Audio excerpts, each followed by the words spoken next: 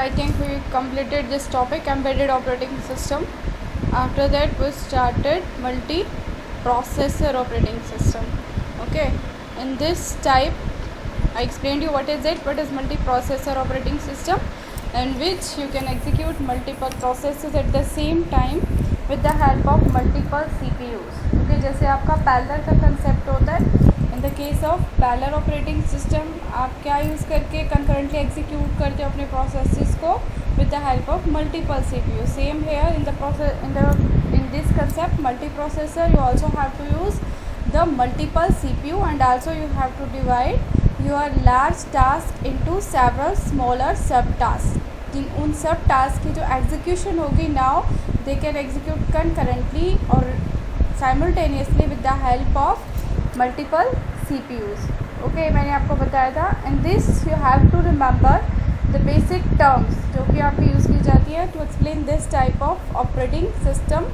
First term I explained you the CPU, that all you know, CPU the brain of your system, and all the functioning is done by this part, this component. जितने भी आपके operation है, calculations है, वो सब आपका CPU करता है.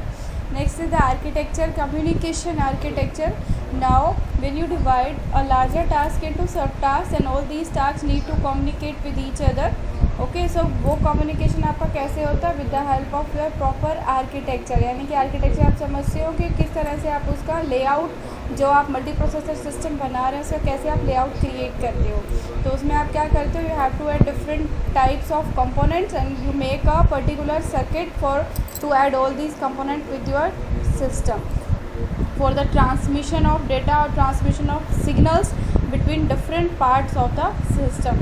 Next I explained you the parallel processing, that is simple जो भी बताया मैंने आपको, division of a larger task into several smaller tasks so that they can execute concurrently, that is what you are parallel processing. Next is the processor coupling. I explained you that coupling is what the linking of these multiple processors or multiple CPU with your system, with your computer, so that they can perform various operations and various calculations. So इसके लिए हमें क्या ज़रूरत होती है, coupling करने की requirement होती है, and it can be loosely or tightly coupled. Okay, there is a processor symmetry. In this case, in the processor symmetry, मैंने आपको बताया था कि अगर आप मल्टीपल CPU यूज़ करते हो in our case of multi processor system to execute multiple processes simultaneously, then for that case आपको क्या रिक्वायरमेंट होती है कि जितने भी मैं CPU यूज़ कर रही हूँ, suppose I am using 10 CPU, तो उन 10 CPU का ही इक्वल अमाउंट ऑफ एक्सेस होना चाहिए with in the system. So to provide that equal amount of access of all the CPU within the system, you need to have at the processor symmetry. So these are the basic terms which you must explain if the question comes about the explanation of multiprocessor operating system. Next I explained you the difference between single and multiprocessor operating system. अभी मैंने आपको ये just यही बताया. in the case of multi processor what you have to do, have to execute, नाम से ही आपका specify कि आपको मल्टीपल प्रोसेसेस की एग्जीक्यूशन करनी है एक साथ में. But in the case of single processor execution क्या होगी, एक प्रोसेस की एग्जीक्यूशन होती है एक टाइम पे, दैट इज सिंगल प्रोसेसर, जिसमें क्या है you just have one CPU and if you want to execute 100 process at the same time then all these processes have to wait for CPU. Okay, अब वो फिर CPU कैसे assign किया जाता है मल्टीपल प्रोसेसेस को, वो आपको पता है, that is based on your scheduling algorithms. इसकी हेल्प से CPU असाइन किया जाता है to the multiple processes. Okay, in the case of multi processing all there are multiple CPU, जो आपकी टास्क है वो पर्टिकुलर टास्क डिवाइड हो जाती है डिफरेंट CPUs पे, जिसकी हेल्प से क्या होता है जो प्रोसेसिंग होगी वो आपकी फास्ट होती है in the case of multi processing.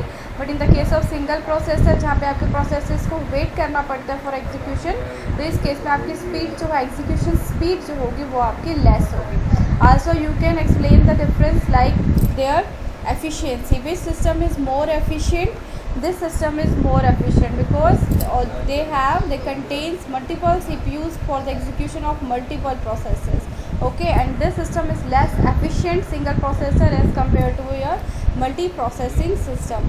Next, if you want to give the throughput, example of throughput, then throughput in the case of your single processor, throughput value will be less. But in the case of multi-processing, because amount of work done जो per unit time होगा वो आपका ज़्यादा होगा, तो इस case में आपकी क्या है, मल्टी-प्रोसेसिंग के केस में आपकी थ्रूपुट मैक्सिमम होगी. Okay, and next is the response time.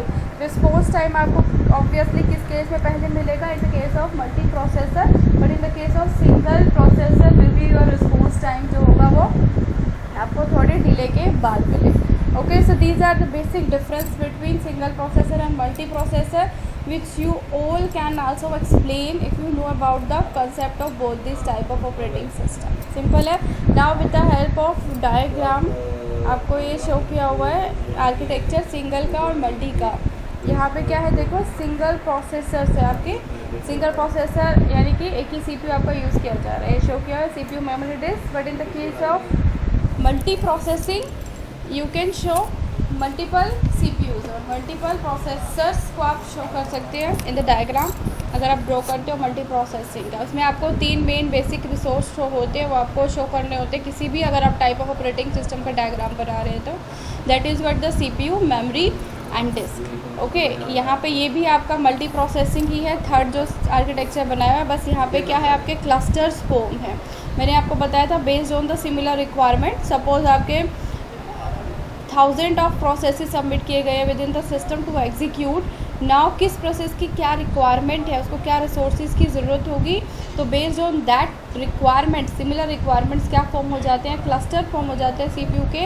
अब जैसे ये फर्स्ट क्लस्टर है तो फर्स्ट क्लस्टर में जितने भी प्रोसेसेस सबमिट किए जाएंगे उन सभी की ही एग्जीक्यूशन के लिए सेम रिक्वायरमेंट होगी. ऐसे ही यहाँ पे सेकंड क्लस्टर है, सेकंड क्लस्टर के जितने भी प्रोसेसेस सबमिट किए जाएंगे उनकी आपकी सेम रिक्वायरमेंट होगी. Cluster processing like just like your batch processing, जिसमें आप जैसे जॉब सबमिट करते हो तो on the basis of similar requirements आपके ग्रुप्स बना दिए जाते हैं. फॉर एग्जांपल लाइक आपकी बीटेक का बना दिया जाता है, जैसे first sem, second same, third same, fourth same. तो इस टाइप से जिस स्टूडेंट्स की सिमिलर रिक्वायरमेंट्स होगी उनकी अपनी एक क्लास फॉर्म हो जाती है. ऐसे यहाँ पे क्लास के प्लेस पे क्या बोलोगे आप, टर्म क्लस्टर्स फॉर्म हो जाते हैं. ओके, ना अभी मैंने आपको बताया था कपलिंग यानी कि लिंकिंग जो हम करते हैं वो 2 टाइप से कर सकते हैं. या तो उसका बस आर्किटेक्चर भी होता है, उसका क्लस्टर्ड आर्किटेक्चर होता है.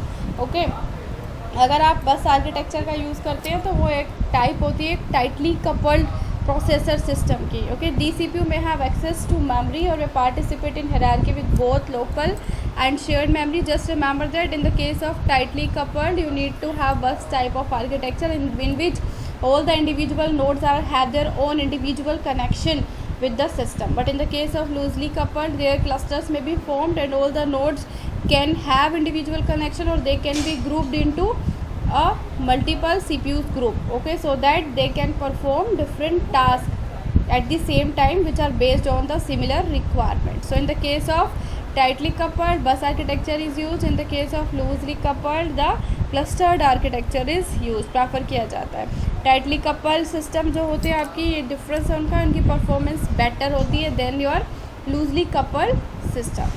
ओके, एफिशिएंट भी इसमें कौन है आपका ज़्यादा, tightly coupled then loosely coupled. Okay, ये क्या है टाइप ऑफ कपलिंग. कपलिंग किस लिए यूज़ की गई है, क्योंकि हम यहाँ पे क्या यूज़ कर रहे हैं, मल्टीपल CPU. अब मल्टीपल CPU का जो हम कनेक्शन देते हैं विद द सिस्टम उसको हम कपलिंग बोलते हैं. वो कपलिंग आपकी 2 आर्किटेक्चर बेस्ड हो सकती है, तो बस का या फिर क्लस्टर का.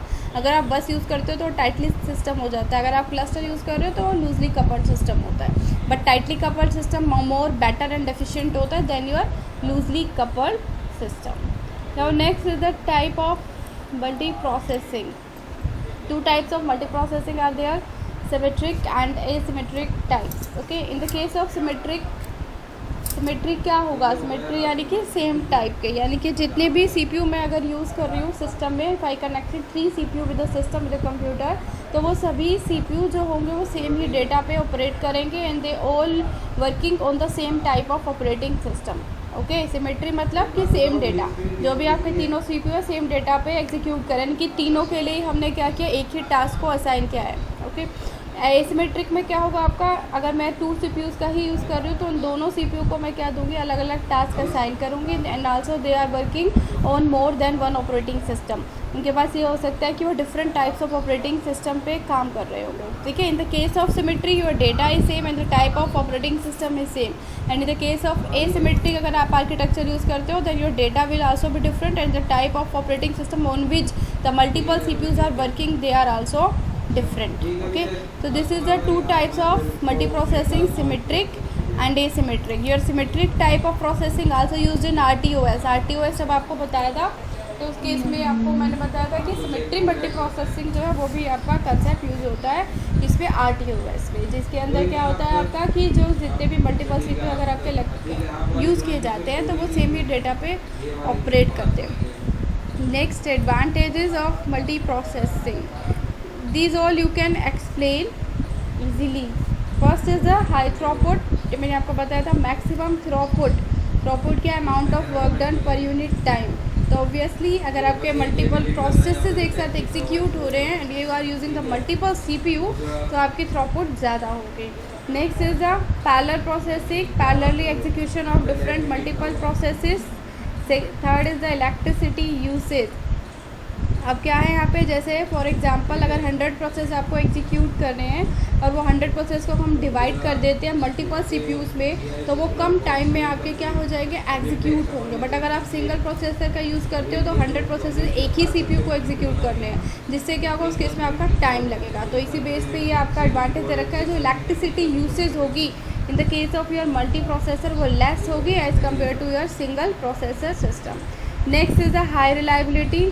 आई think this also I explain you reliability कि वो क्या है, अगर आपकी वर्किंग स्टॉप हो जाती है बीच में, आपका काम करते करते आपका सिस्टम जो है वो फेलियर हो जाता है उसमें, तो आपका क्या होगा, सिस्टम रिलायबल नहीं होता। सिस्टम रिलायबल कब होगा, जब वो अपना वर्किंग जो है उसकी वो कंटिन्यू रख सके, जिस पर्पज़ के लिए हम उसको यूज़ कर रहे हैं वो पर्पज़ हमारा सॉल्व हो सके। So in this case in the multi processor you have high reliability. Reliability क्यों होती है, because of the existence of multiple CPU। Because अगर वन CPU जो है आपका उसमें कोई फॉल्ट आ जाता है तो आपके अदर CPU जो है with the help of other CPU हम अपनी प्रोसेसेस को एग्जीक्यूट कर सकते हैं।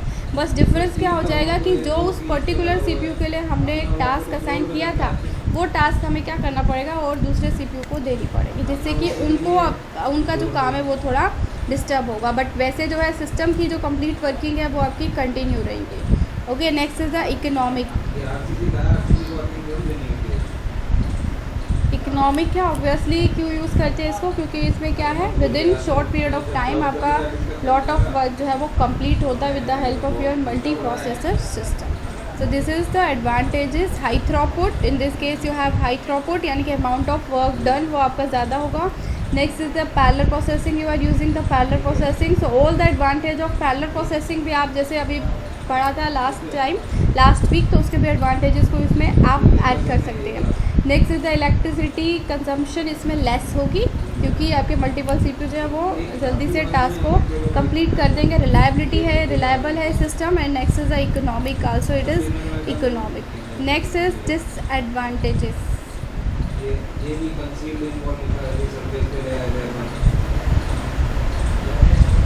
नाउ डिसएडवांटेजेस, अभी मैंने आपको बताया था to provide communication between all these multiple CPUs और multiple processors you need to have a type of communication architecture. अब उस आर्किटेक्चर को बनाने में, उस आर्किटेक्चर को इम्प्लीमेंट करने में जो आपकी टाइम लगेगा और जो कॉस्ट लगेगा वो आपका ज़्यादा होगा। दैट्स वाई यहाँ पे आपका लिखा है implementation is complex to handle. Next is the more memory required.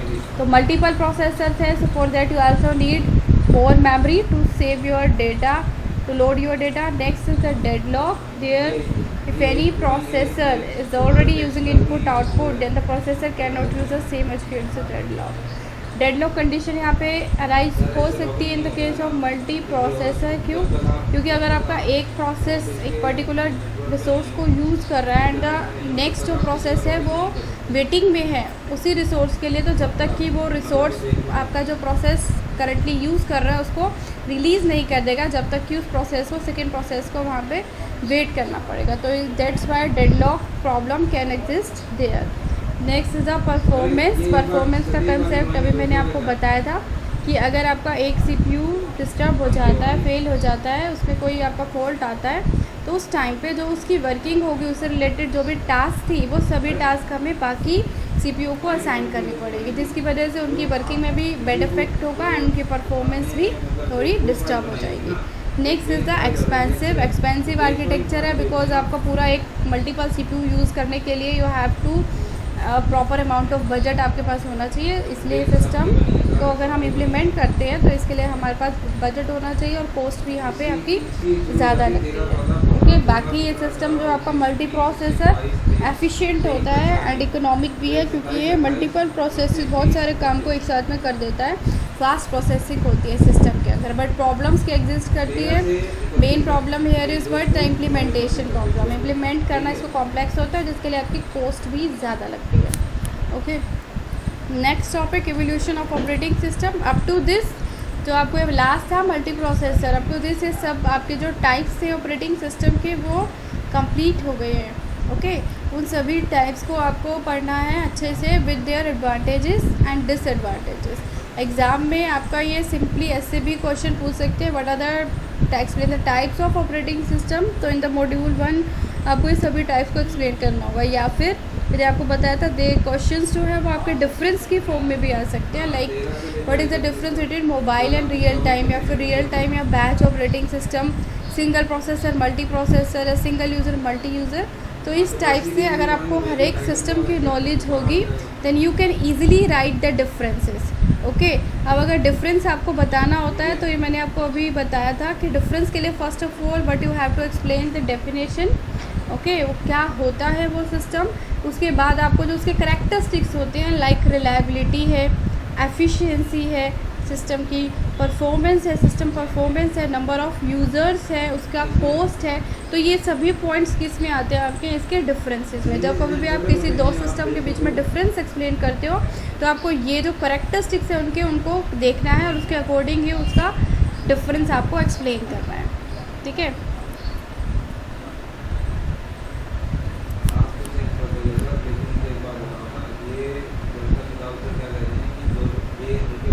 ये लास्ट टॉपिक है आपका इसका इवोल्यूशन ऑफ ऑपरेटिंग सिस्टम और हिस्ट्री ऑफ ऑपरेटिंग सिस्टम।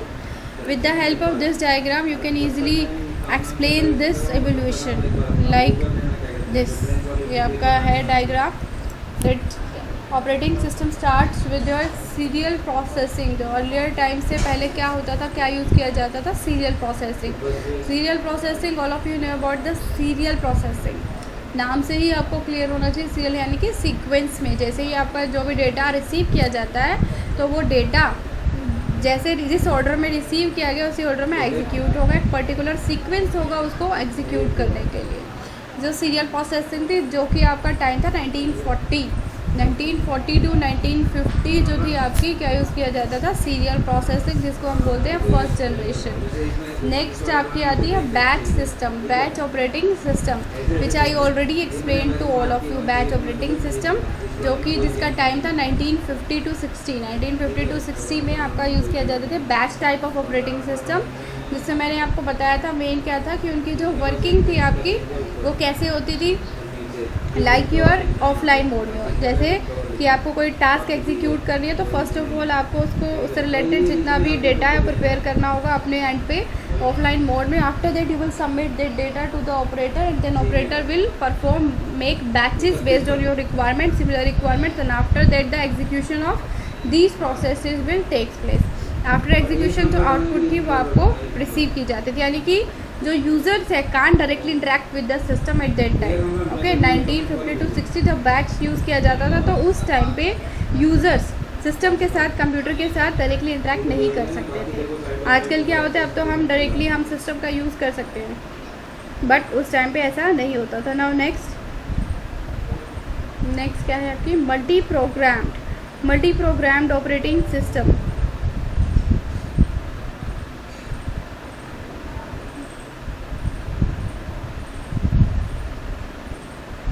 ये जो है आपका विद एग्जांपल्स भी आप इसको लर्न करें। जैसे सीरियल प्रोसेसिंग है, for serial processing example like ये पहले यूज़ होता था IBM operating system. So IBM operating system OS by 2 जिसे बोलते थे, that's an example of your serial processing. Next is the batch. Batch मैंने अभी आपको बताया था जिसमें यूज़र्स आपके डायरेक्टली इंटरेक्ट नहीं कर सकते थे। And what is the example you also need to note down, जैसे आपका पेरोल सिस्टम था, बैंक स्टेटमेंट सी, ये सब क्या है आपका बैच टाइप ऑफ सिस्टम का एग्जाम्पल्स। नेक्स्ट जो मैं आपको बताया अभी मल्टी प्रोग्रामिंग। मल्टी प्रोग्रामिंग भी ये वही है जो आपने पढ़ा अभी कंसेप्ट, जिसमें कि आप मल्टीपल प्रोग्राम्स को at the same time run करते हो। कैसे रन करते हो? By loading all these programs into the main memory.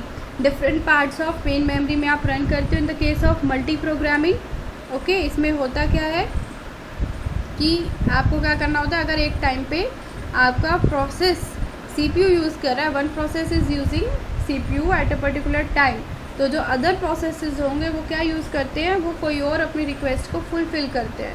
Because मैंने आपको बताया था to execute a process you need different types of resources and CPU is the one resource. Okay, तो इस तरह से मल्टी प्रोग्रामिंग जो है होता है वो इम्प्लीमेंट होता है। कैसे कि एक टाइम पे अगर एक प्रोसेस CPU का यूज़ कर रहा है तो बाकी प्रोसेसेस जो होंगे अपनी कोई और रिक्वायरमेंट्स को फुलफ़िल करते हैं। May be input output requirements हो सकती है, फाइल की रिक्वायरमेंट्स हो सकती है, या फिर अपना डेटा जो है उनको राइट कर सकते हैं अपने सेकेंडरी स्टोरेज में। तो ये सारे काम, सारी फंक्शनिंग जो होती है परफॉर्म की जाती है। ओके, नेक्स्ट क्या है आपका multi programming.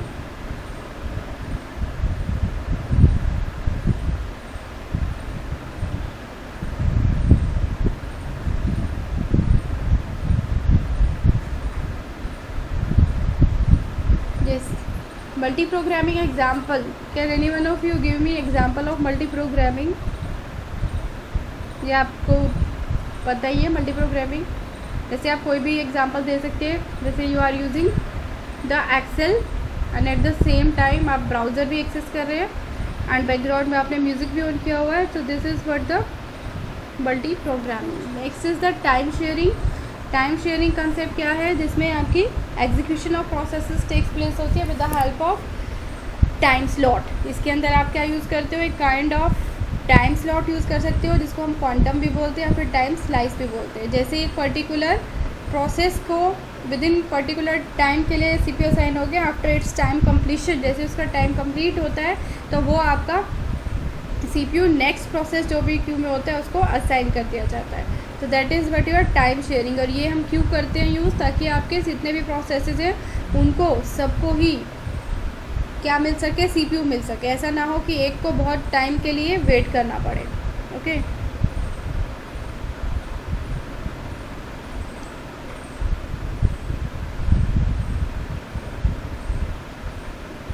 Time sharing for example, जो आपका यूनिक्स ऑपरेटिंग सिस्टम है that is a time sharing system, और मेन फ्रेम सिस्टम्स होते हैं जितने वो सब आपके टाइम शेयरिंग सिस्टम है। नेक्स्ट लास्ट जो आपका था वो है मैकिन्टोश। मैकिन्टोश ऑपरेटिंग सिस्टम जिसको मैक भी बोलते हो, जो कि GUI बेस्ड होता है। Okay, and with the help of, अगर आपके पास मैक OS है तो you can easily install this by using Windows 7 का भी आप यूज़ कर सकते हो इसके साथ में। मतलब जो कि ज़्यादा अब एट प्रेजेंट जो यूज़ किया जा रहा है वो आपका क्या मैक OS है, क्योंकि ये also based, it is based on GUI features. User interface है, इजीली इंटरेक्ट कर सकते हैं यूज़र सिस्टम के साथ। जितने भी टाइप ऑफ मल्टीमीडिया है, मल्टीमीडिया डॉक्यूमेंट्स जो भी आपके एनिमेशन है, वीडियो ग्राफिक्स जो भी है, वो सब एक्सेस कर सकते हैं with the help of this Mac OS। तो एट प्रेजेंट जो है आपका मैक OS यूज़ हो रहा है एंड इसका लेटेस्ट वर्जन जो है आपका वर्जन 10 है। Okay, so if the question आपका एवोल्यूशन ऑफ ऑपरेटिंग सिस्टम, तो आपको ये सभी सिस्टम्स को एक्सप्लेन करना है, started from the serial processing, then batch, then multi program, then time sharing and then the Mac OS with their examples that I explained in this document also. इसके अंदर मैंने आपको ये एक्सप्लेन किया हुआ है। First is the serial processing, it's time period 1940 to 1950। After that your, इसमें example भी आप लिख सकते हैं यहाँ पे IBM। Next your batch system. Batch आपको भी बताया मैंने, जिसमें हम डायरेक्ट इंट्रैक्शन नहीं होता यूज़र्स का सिस्टम के साथ। Okay, that is your batch type of system. For example your payroll system. Next is the multi programming. Multi programming that can use easily explain, जिसमें हम multiple task sorry multi task different हो जाता है। Multiple programmes एक साथ में access करते हो, एक्सेल एंड ब्राउज़र लिख सकते हो। Next time sharing, that is time based. इसमें आप एग्जांपल दे सकते हो यूनिक्स, इसके ईयर मेंशन है यहाँ पे आपका।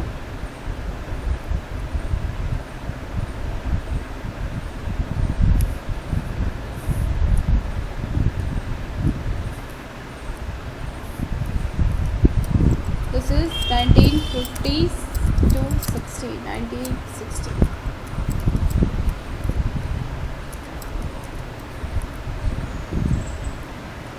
Next multi programming 1960।